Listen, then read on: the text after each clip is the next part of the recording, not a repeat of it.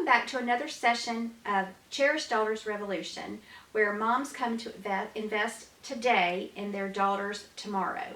Today, our special guest is Dr. Ashley Groves. She is a healthcare professional, mentor to young women, and an anti-trafficking advocate in the Atlanta area with Out of Darkness. Ashley, we would love for you to tell us more about Out of Darkness and how you got involved with them. Okay, I would love to. So, Out of Darkness is an organization based out of the Atlanta Dream Center here in Atlanta. Its mission is actually to reach, rescue, and restore any victims of sexual exploitation to the glory of God. It is a Christian organization. Would you like me to go into more of the programs? Well, how did you get involved? Oh, okay. So 3 years ago, it was the summer of 2017. I actually was just volunteering with my church at the time. We became aware of an opportunity to go out and do some advocating for sex trafficking. And I thought, I've heard this is a big problem, didn't know too much about it. So I decided to give it a try, and I went, and we actually did something called Princess Night that night. So Princess Night is when you actually go out into the area of Atlanta where it's very heavily known for sex trafficking and prostitution.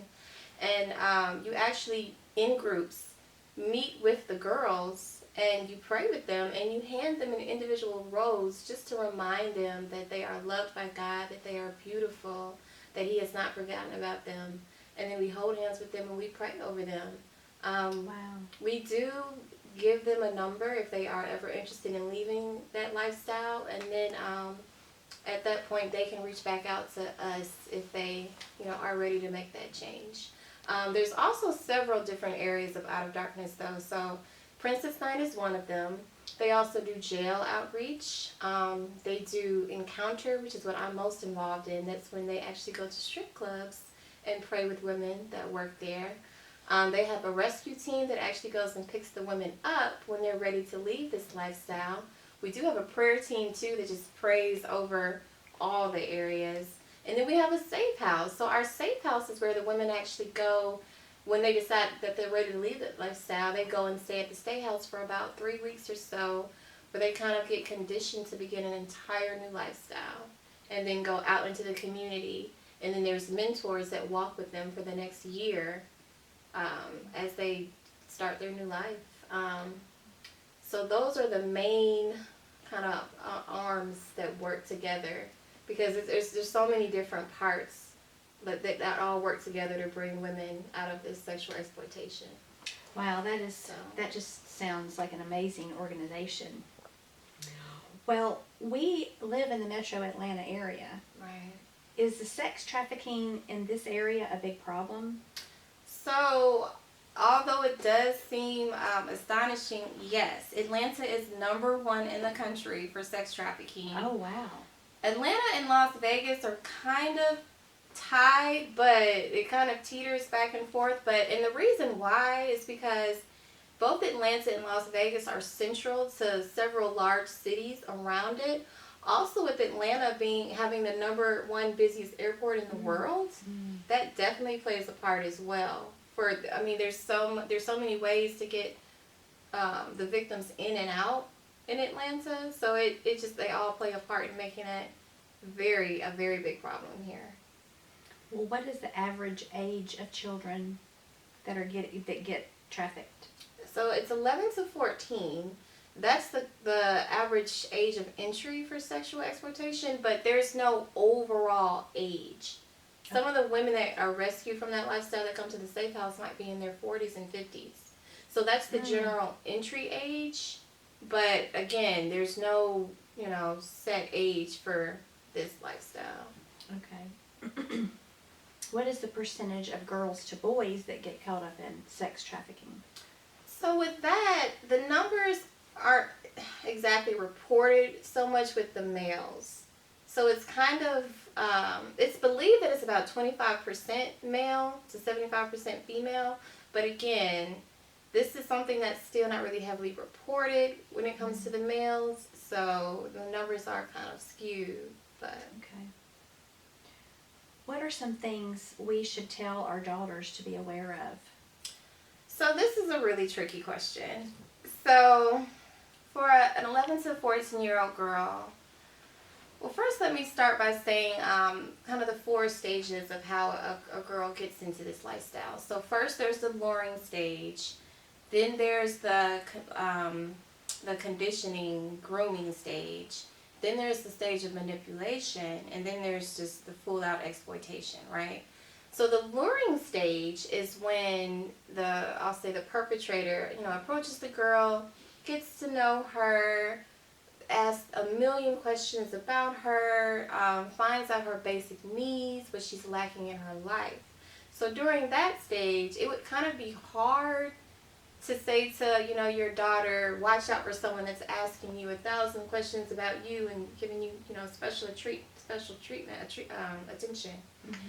So, and it's during that stage where the perpetrator really gets to know her, finds out everything. So the second stage would be the conditioning stage. So that's when everything that he found out, like her basic needs that she's lacking, he's now trying to meet. So if she said, I don't feel safe at home, well, he gives her a place to live. If she says, I don't have money for whatever, well, guess what? Now he's giving her money. If she needs things for food, if she needs drugs, if she needs attention, love, anything, that's when he's actually providing what she said in the first stage that she was lacking. Okay? Mm-hmm. So that's the second stage. So the third stage would be the manipulation aspect. So it's at this point where everything he was giving her in stage 2, he's now snatching away. Okay? So it's a very mental thing. So now, she goes from feeling loved and appreciated to now all of a sudden, he's demeaning her. He's not giving her any attention, and she wonders, okay, well, what's wrong? I don't understand what's going on. And so then he kind of begins saying, well, I need you to do this, or you're not doing this, or, what I did for you wasn't free. And so now, in order to feel that love and attention that she got before, he's slowly conditioning her and weakening her boundaries, her morals, her standards in stage 3 and kind of breaking her down. And then when she does do whatever act, it could be something sexual, it could be a favor for him, something for him, then he's rewarding her, right? With that same love and attention, money. It could even be during the stage where if she does like a sexual act, he might give her money to try to kind of start to train her brain that money equals reward for sex. So, and then the fourth stage is straight out exploitation, saying, hey, either there's 2 different ways they might approach it. They might say, they might go back to the luring stage when she said that her biggest desire was to, get married and have a family. And they'll say, you remember how you said you wanted this and that? Well, if you do this, we could generate the money, for you to buy that home and start the family. Or they just might say, hey, this is what I need from you. This is what you're going to do, right? And it's like a complete twist. Mm-hmm. And then they use aspects of fear, which would be, I don't know what's going to happen if I don't do this. So it's like fear of the known, if I don't do this, will he hurt me physically? Will he hurt my family and friends that I told him completely about? Or fear of the unknown, which would be, I don't know what's going to happen to me if I do leave this. This was a safe place I had to live. This was a comfort to me. And then the third would be, there was like an emotional bond that was formed. There was like a rescue type of sense. And so it's very like emotionally linked as well.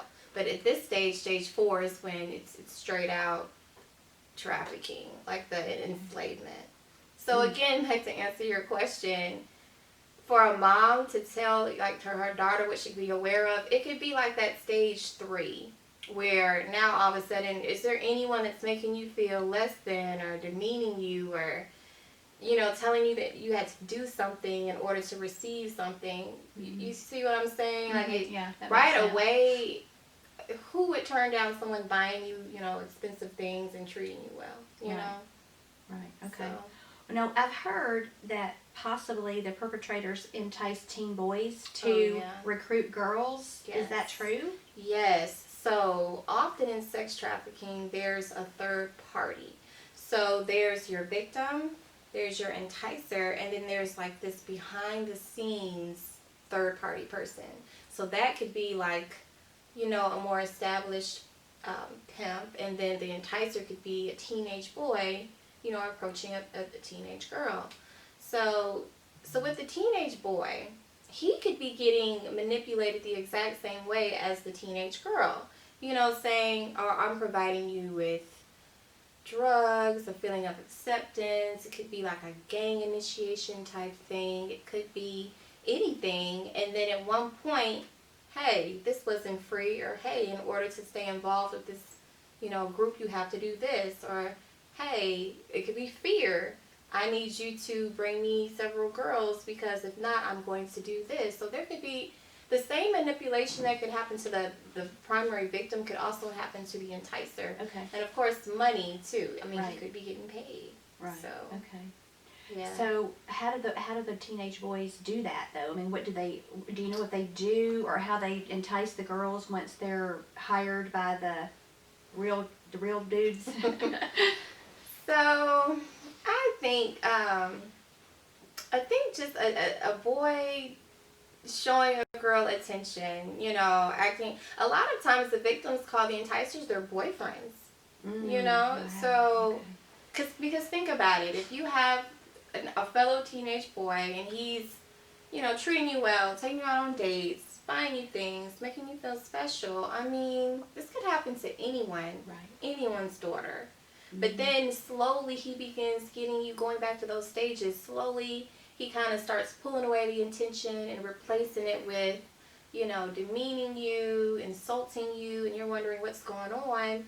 And then when he kind of suggests doing new things that you might not be comfortable with, but you so desperately want to get back to the way he treated you before, so you do one thing and everything is fine. And then he might start mistreating you again, and then this time I want you to have sex with my friend instead of me. Well, I don't feel comfortable, but she misses that initial feeling of love. Okay. So it's very sabotage cycle type thing. That's just scary to me. It It's very is. scary and so sad. Yeah. Is there a myth or lie of what the perpetrators physically look like? Absolutely. It could be any race, any age, any demographic. There is no, old creepy guy, stereotype. It's just like a blanket, image here. It could be a teenage boy. It could be an older male. It could be a female. It could be anyone. Again, there's often the initial enticer and someone behind the scenes. So, I mean, it could be someone you go to high school with, in your class. There is no set look for what, the enticer could look like. Okay. What behaviors should we look for as parents with our children and teens? Because if they're 11, I think you said Right. 11. That's to me is a child. But what kind of behavior should we be looking for if we think they might be being groomed or enticed or lured? Okay, so there are a few things that as a parent you can check for. So one would be all of a sudden you're noticing expensive gifts. Where'd they get this purse from, these clothes, these shoes that you didn't buy, they don't have the money to buy. Also, are they starting to miss school? Are their grades going down? Do they have new friends that you don't know about?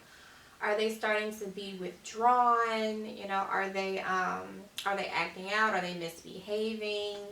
Do you just notice an overall behavior shift? That's a big thing. Also, one thing I did want to mention is, we're now in this new age of technology. A lot of people are getting to our girls through social media. All the social media venues. They're sending direct messages. They're enticing girls.